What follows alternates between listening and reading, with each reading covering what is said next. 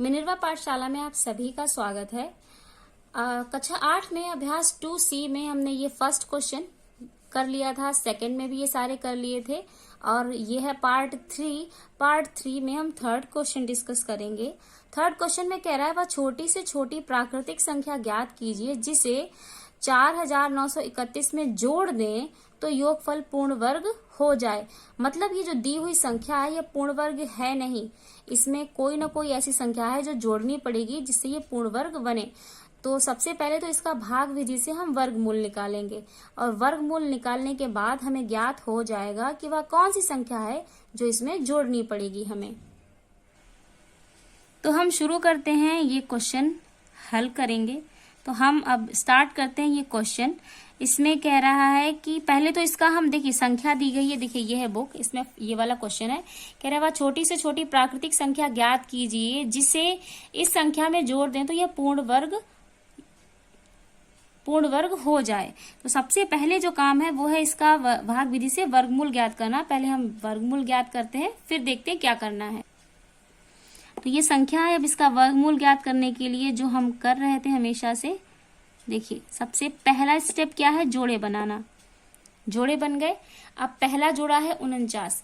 आपको पहाड़ा पढ़ना है किसी ऐसी संख्या का जिसका उतनी ही बार पहाड़ा पढ़े और 49 आ जाए। देखिए 7 ऐसा होता है, 7 सत्ते, 7 का पहाड़ा जब हम 7 बार पढ़ते हैं तो कितना आता है हमारे, 49 आता है। तो ये माइनस करेंगे, यहाँ बचेगा कुछ नहीं, ये कितना आया 31। ये यहाँ पर 7 है, इस 7 को यहाँ लिखेंगे और इन दोनों को जोड़ देंगे तो कितना हो गया 14। अब देखिए इसके आगे क्या करना है, हम क्या करते हैं जो संख्या यहाँ पर होती है उसके पास में कोई संख्या लिखते थे और उससे करते थे गुणा। और सबसे छोटी संख्या अगर है 1, सबसे छोटी संख्या 1, अब 1 हम यहाँ लिखेंगे, अब इससे हमें इसमें करनी पड़ेगी गुणा। तो गुणा करेंगे तो ये आ जाएगा 1 1 कम 1 4 1, ये हो गया 141 और है कितना 31 है और होना चाहिए था कम से कम, ज्यादा से ज्यादा पे बात नहीं कर रहे, कम से कम कितना होना चाहिए था। यहाँ पर अगर 1 रखेंगे हम तो यहाँ भी हमें 1 रखना पड़ेगा और 1 से जब हम इसकी गुणा करेंगे तो हमारा कितना 141 यहाँ पर होना चाहिए था और है कितना 31। तो कितनी कम है तो क्या करेंगे, 31 को 141 से हम कर देंगे माइनस। जब माइनस करेंगे तो आ जाएगा हमारा यहाँ पर 110। अगर 110 और इसमें जोड़ दें 31 में, देखिए ये 31 है और 31 में अगर हम 110 और जोड़ दें तो कितना हो जाएगा हमारा 1 यहाँ 1 आएगा। अगर 31 में 110 और जोड़ दें तो टोटल कितना हो जाएगा 141। मतलब जो हम ये हल करेंगे तो ये पूरा कट जाएगा। जैसे देखिए ये है हमारा 4931 और 4931 में अगर हम 110 जोड़ देते हैं तो ये पूरा हो जाएगा 140 और यहाँ पर हो जाएगा ये 5। ये संख्या हो जाएगी हमारी 541। अगर हम 541 का निकालेंगे, देखिए 5041, अगर हम 5041 का निकालेंगे तो देखिए एक जोड़ा ये बनेगा, एक जोड़ा ये बनेगा, 7 सत्ते कितना हो जाएगा 49। यहाँ क्या करेंगे, हम इस 7 को यहाँ रखेंगे, दोनों को जोड़ेंगे, ये हो जाएगा 14। यहाँ माइनस करेंगे, आएगा 1 और यहाँ अगला जोड़ा उतार लेंगे 141। यहाँ 1 रखेंगे, 1 कम करेंगे गुणा, ये देखिए 141 आ गया, पूरा कट गया। तो कौन सी संख्या जोड़ दें कि यह पूरी जो संख्या हमारी दी हुई है पूर्ण वर्ग बन जाए। तो कौन सी संख्या निकल के आई हमारी 110। अब निकल के कैसे आई, निकल के ऐसे आई, सबसे पहले हमने इसका वर्गमूल निकाला। यहाँ पर जब हम यहाँ पहुंचे तो देखिए हमें क्या करना था, यहाँ 31 दिया हुआ है, छोटी से छोटी संख्या है 1 से जब हमने 14 में गुणा की तो आया 141। क्या किया, सिर्फ 141 में से हमने 31 माइनस कर दिया, जो बची हुई संख्या ये है। जब 31 माइनस किया तो पता चल गया कि 101 और होना चाहिए, 141 में 110 और जुड़ जाए तो ये पूरी संख्या पूर्ण वर्ग बन जाएगी। तो उत्तर इसका आ गया 110। अगला है हमारा वह छोटी से छोटी प्राकृतिक संख्या ज्ञात कीजिए, मतलब बताइए जिससे 18,265 में से घटाने पर शेष फल पूर्ण वर्ग हो जाए। तो इसमें भी क्या करेंगे, दी हुई जो संख्या है इसका सबसे पहले हम निकालेंगे वर्गमूल। अगला है हमारा ये क्वेश्चन। इसमें देखिए जोड़ा बनाएंगे, एक जोड़ा ये और एक जोड़ा ये। यहाँ पर एक बचा, हल करेंगे तो एक एक कम एक। इस एक को यहाँ लिखेंगे, जोड़ेंगे तो ये एक एक हो जाएगा यहाँ पर 2। यहाँ कुछ नहीं बचा। अगला जोड़ा है हमारा 42। 8 के साथ में ऐसी कौन सी संख्या, 2 के पास में ऐसी कौन सी संख्या लिखें कि हमारा 82 आ जाए, या तो 82 आ जाए या 82 से कम आए। तो देखिए 2 है, 2 के पास में अगर हम 4 लिखेंगे तो यहाँ भी हमें 4 लिखना पड़ेगा। तो 4 चौको 16 के 6 हासिल 1, 4 दूनी 8 1 9, ये हो गया ज्यादा। तो 2 के पास में हम 3 लिख के देखेंगे, 3 तिया 9 और 3 दूनी 6। तो हम 3 लिख सकते हैं। यहाँ हमने लिखा 3, यहाँ 3 लिखा तो यहाँ भी 3 लिखेंगे और 3 से करेंगे इसमें गुणा। तो 3 तिया 9 हो जाएगा और 3 दूनी 6 हो जाएगा। इन दोनों को माइनस कर, तो यहाँ जब माइनस करेंगे ये हो जाएगा हमारा 1, ये 3 और ये 65, ये है। ठीक है, अब हमें यहाँ पे 26 के पास में कोई एक ऐसी संख्या रखनी है। देखिए 26 है, 26 के पास में हमें संख्या रखनी है। हम रखेंगे 5, क्योंकि यहाँ लास्ट में 5 आ रहा है तो हमने 5 रख के पहले देख लिया, नहीं लगेगा तो हम बदल देंगे। अब हम गुणा करेंगे, क्योंकि यहाँ 5 रखा तो यहाँ भी 5 रखना पड़ेगा। ऊपर नीचे सेम संख्या रखते हैं तो 5 25 हो जाएगा, हासिल 2, 5 छक्का 30, 31 32, हासिल 3, 5 दूनी 10, 3 13। कितना आ रहा है? 1325। देखिए 5 रखा है, नीचे भी 5 रखा है तो 1325 आ रहा है। लेकिन अगर यहाँ 6 रख देंगे तो बहुत ज्यादा आ जाएगा, तो हमें इतना ही रखना है।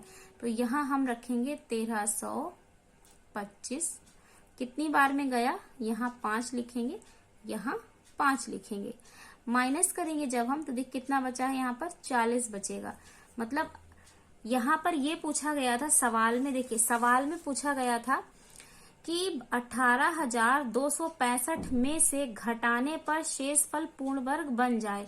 एक संख्या बतानी थी जिसको इस संख्या से घटा दे तो ये पूर्ण वर्ग। जब हमने इसका वर्गमूल निकाला तो देखिए वर्गमूल पूरा पूरा आएगा यहाँ पर ये। अगर हम 40 माइनस कर दें, अगर यहाँ पर भी 25 होता, यहाँ पर भी अगर 25 होता तो ये पूरा पूरा चला जाता, ये 40 बचता नहीं। और जब 40 नहीं बचता, शेषफल ना बचे, तभी तो पूर्ण वर्ग होता है। क्योंकि इसमें शेषफल बच गया मतलब इतना एक्स्ट्रा है, तो ये 40 ही उत्तर हो जाएगा, क्योंकि ये एक्स्ट्रा संख्या है। अगर ये ना होती इसमें, मतलब अगर यहीं पर कम होता, ये 40 कम होता तो ये पूर्ण वर्ग बन जाती। तो ये हो जाएगा इसका उत्तर। मतलब 40 जो है ये इसमें ज्यादा है, इसी को इसमें से माइनस करना है। अगला हमारा क्वेश्चन नंबर 5 कह रहा है 5 अंकों की बड़ी से बड़ी पूर्ण वर्ग संख्या बताइए। देखिए क्वेश्चन है हमारा 5 अंकों की बड़ी से बड़ी पूर्ण वर्ग संख्या। अब ये क्वेश्चन सॉल्व करने से पहले हम क्या करेंगे, इसमें ये पता करेंगे कि देखिए 5 अंकों की तो छोड़ दीजिए, सबसे पहले ये बताइए कि एक अंक की बड़ी से बड़ी और एक अंक की छोटी से छोटी। तो देखिए संख्या शुरू होती है 1 से और हम जाएंगे 1 2 3 4 5 6 7 8 9 10। देखिए एक अंक की छोटी से छोटी कौन सी संख्या है? 1। और एक अंक की बड़ी से बड़ी कौन सी है? 9। क्योंकि जब यहाँ पर जाएंगे 10 तो देखिए यहाँ 2 अंक हो गए, एक ये अंक और एक 0। तो कितने अंक हो गए? 2 अंक। अगर 2 अंक की छोटी से छोटी मांगी जाए तो कितनी हो जाएगी? 10। और अगर यही कह दें कि 2 अंक की बड़ी से बड़ी संख्या बताइए, तो देखिए 2 अंक की, एक अंक की छोटी से छोटी है 1 और एक अंक की बड़ी से बड़ी, एक अंक की बड़ी से बड़ी है 9। क्योंकि यहीं पर तो एक अंक है, 9 के आगे जब बढ़ते हैं तो अंक बढ़ जाते हैं, अंक हो जाते हैं 2। अब एक अंक की छोटी से छोटी कितनी होगी? 1। क्योंकि इससे पहले तो है नहीं कोई संख्या, तो सबसे छोटी एक अंक की ये और सबसे बड़ी एक अंक की ये। अब यही अगर यहाँ पर कह दें, एक की जगह कह दें कि 2 अंक की बड़ी से बड़ी, तो देखिए 2 अंक की बड़ी से बड़ी कौन सी होगी? 99। 2 अंक की बड़ी से बड़ी कौन सी होगी? 99। क्योंकि 99 के बाद कितना आ जाता है? 100। और 100 में कितने अंक होगा यहाँ पे? 1 2 3। ठीक है, ऐसे ही अगर कहें कि 2 अंक की छोटी से छोटी, तो देखिए 2 अंक की बड़ी से बड़ी तो 99 है और 2 अंक शुरू कहाँ से हो रहे हैं? 2 अंक शुरू हो रहे हैं यहाँ से, 10 से। देखिए 10 से शुरू हुए 2 अंक, इसके बाद 2 2 2 ही अंक चलते चले जाएंगे। कहाँ तक जाएंगे? ये 99 तक। और 99 के बाद कितने अंक हो जाते हैं? 3, 1 2 3। फिर अगर कहते हैं कि 3 अंक की बड़ी से बड़ी, तो 3 अंक की बड़ी से बड़ी क्या हो जाएगी? अगर बात करें 3 अंक की बड़ी से बड़ी, तो 999 होगी, क्योंकि 999 के बाद कितना आ जाएगा? 1000। और 1000 में कितने अंक हो गए? 1 2 3 4। ये 4 अंक की हो गई। तो कहने का मतलब ये है कि सबसे पहले आपको ये पता होना चाहिए कि 1 अंक की बड़ी से बड़ी कौन सी है और 1 अंक की छोटी से छोटी कौन सी है। अब देखिए, अगर बड़ी से बड़ी मांगी जाए तो सबसे पहले आप ये पता रखिए कि बड़ी से बड़ी संख्या है 9 और छोटी से छोटी कौन सी है? 1। ठीक है। अब अगर कहें कि 2 अंक की बड़ी से बड़ी, तो 2 अंक की बड़ी से बड़ी में क्या करेंगे? 2 9 लिख देंगे। 3 अंक की बड़ी से बड़ी में 3 9। 4 अंक की बड़ी से बड़ी में 4 9। अगर कहें 10 अंक की बड़ी से बड़ी संख्या, तो 10 बार कितना लिख देंगे? 9। 1 2 3 4 5 6 7 8 9 10। ये हो गई 10 अंक की बड़ी से बड़ी संख्या। अब यही कहते हैं कि 10 अंक की छोटी से छोटी संख्या, तो देखिए जो 1 अंक की छोटी से छोटी है वो 1, और फिर 2 अंक की छोटी से छोटी है वो है 1 और 0 10। तो क्या करना है आपको?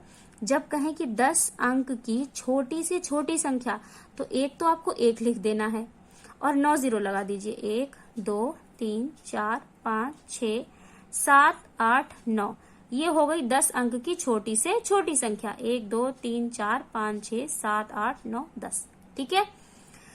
बड़ी से बड़ी मांगी जाए, जितनी भी बड़ी से बड़ी अगर मांगी जाए, तो अगर कहा जाए 5 अंक की बड़ी से बड़ी, तो 5 बार 9, और 5 अंक की छोटी से छोटी, तो 1 लिखना और 1 के आगे 4 0, तो 5 अंक की छोटी से छोटी हो जाएगी। अब चलते हैं हम अपने सवाल पे। सवाल हमारा कह रहा है कि 5 अंकों की बड़ी से बड़ी पूर्ण वर्ग संख्या बताइए। तो 5 अंक की सबसे पहले बड़ी से बड़ी अगर हम लिखेंगे, तो देखिए यहाँ लिखेंगे 5 अंक की बड़ी से बड़ी कितनी हो जाएगी? 5 बार कितना लिख देंगे हम? 9 9 9।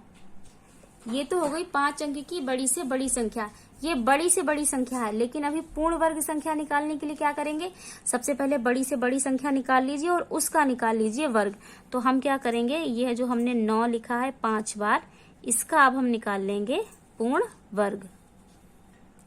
जब पूर्ण वर्ग निकालेंगे तो देखिए पहले बना लिए जोड़े बनाए, तो एक जोड़ा ये और एक जोड़ा ये। यहाँ बचा 9, यहाँ इसको काटेंगे 3 से, 3 3 9, यही तो होगा। यहाँ क्या करेंगे? माइनस, 9 में से 9 गया, कुछ नहीं। आगे है हमारा 99। इस 3 को यहाँ लिखा, इनको जोड़ा, तो ये हो गया 6। 6 के पास में हमें कोई एक संख्या रखनी है जिसकी गुणा करने पर यहाँ पर 99 आए, तो हमारे पास है 6। 6 के पास में अगर हम रखेंगे 2, तो ज्यादा हो जाएगा। देखिए 2 दूनी 4 और 6 दूनी 12, ज्यादा हो गया। तो 6 के पास रखेंगे हम 1, तो कितना हो जाएगा हमारा? 61। तो यहाँ रखा 1, यहाँ भी रखेंगे 1, यहाँ कितना हो जाएगा हमारा? 61। माइनस करेंगे जब हम, तो ये आ जाएगा हमारा 8, यहाँ आ जाएगा 3, आगे हमारा कितना है? 99। ये उतारा यहाँ पर, इसको जोड़ देंगे तो ये हो जाएगा 62। अब क्या करना है हमको? अब हमको फिर से यहाँ पे एक संख्या रखनी है जिसकी गुणा करने पर हमारा कितना आ जाए? यहाँ पर 3899, या तो पूरा पूरा आ जाए या इससे कम आए। तो देखिए यहाँ रखेंगे हम 6 2 62। अब इसके पास में हम अगर संख्या रखते हैं कोई, तो देखिए अब ये तो संख्या बहुत बड़ी है, तो यहाँ से 1 ले लेंगे ये वाला और यहाँ से ले लेंगे ये 2। अब 6 का पहाड़ा ऐसे पढ़ना है कि उसमें 38 से थोड़ा कम आता रहे। अब देखिए यहाँ से हम ये पहली संख्या लेंगे 6 और यहाँ से ले लेंगे 38। अब 6 का हमें पहाड़ा पढ़ना है कि 38 से थोड़ा कम आए, क्योंकि गुणा करेंगे तो इसमें हासिल भी तो होते हैं ना। तो 6 कम 6, 6 दूनी 12, 6 3 18, 6 चौक 24, 6 पंचे 30, 6 छंग 36, 6 छंग 36, 6 पंचे 30, 6 छंग 36, 6 सत्ते 42। तो क्या करेंगे? 6 छंग 36 रख के देखते हैं। 6 छंग 36 के 6 हासिल 2, 6 दूनी 12, 13 14 के 4 हासिल 1, 6 छंग 36 1 37। देखिए कितना आ रहा? 3746 आ रहा। और अगर 7 रखेंगे तो बहुत ज्यादा आ जाएगा, क्योंकि यहीं पे हो जाता है 6 सत्ते 42। तो यहाँ रखेंगे 6, यहाँ रखा 6। अब जब गुणा करेंगे तो ये आ जाएगा 3746। माइनस करेंगे तो कितना आ जाएगा? 3, यहाँ आएगा 5, यहाँ आएगा 1। ये छोड़ देते हैं यहाँ पे। तो माइनस कितना है? 153 आया। तो ये जो हमारी संख्या है पूरी कितनी है? 9 9 9 9 9। देखिए अगर ये शेषफल जो आया ये घटा दें तो पूर्ण वर्ग हो जाएगा हमारा, क्योंकि यही तो शेष बच रहा है। और अगर शेष ना बचे तो मतलब पूर्ण वर्ग। तो जो शेषफल है वो ना बचे के लिए हम क्या करेंगे, इस शेषफल को घटा देंगे इससे। जब घटाएंगे तो ये आ जाएगा हमारा यहाँ पर 6, ये आ जाएगा 4, ये आ जाएगा 8, 9, 9। तो वह संख्या है बड़ी से बड़ी ये 99,846 जो एक पूर्ण वर्ग है। अगला क्वेश्चन है हमारा 62,500 का गुणनखंड विधि तथा भाग विधि से वर्गमूल ज्ञात करके दोनों उत्तरों की तुलना कीजिए। दोनों विधियों से, भाग विधि से तथा गुणनखंड विधि से वर्गमूल निकालना है। तो सबसे पहले हम निकाल लेंगे इसका गुणनखंड विधि से वर्गमूल। तो गुणनखंड विधि से निकालेंगे, लास्ट में 0 है। सबसे पहले यहाँ 5 से काटेंगे तो 5 × 5, 5 दूनी 10, 5 25, 0 0। फिर 5 से काट देंगे तो 5 दूनी 10, 5 25, 0 0। फिर 5 से काटेंगे तो आ जाएगा 5 25, 0 0। फिर 5 से काटेंगे तो 5 × 5, 0 0। फिर 5 से काटेंगे तो 5 दूनी 10, 0। फिर 5 से काटेंगे तो 5 × 20। यहाँ 2 से कट जाएगा, 2 दूनी 4, 2 × 2। ये कट गया हमारा गुणनखंड विधि से, इतना आ गया हमारा। अब क्या करेंगे, इसके हम निकालेंगे वर्गमूल। तो कैसे निकालते थे, देखिए इसको हम रखते थे रूट में और जो गुणनखंड आते थे उन्हें भी रखते थे रूट में। तो गुणनखंड हमारे कितने आए हैं, 5 आया है हमारा, 1 2 3 4 5 6 बार। तो लिख देंगे 6 बार, 5 5 × 5